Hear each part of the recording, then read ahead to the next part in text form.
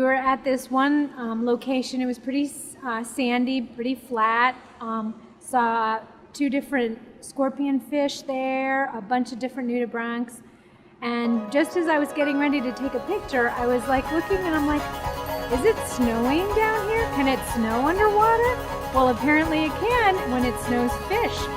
And all these tiny little juveniles came rushing through, and it lasted for quite a long time.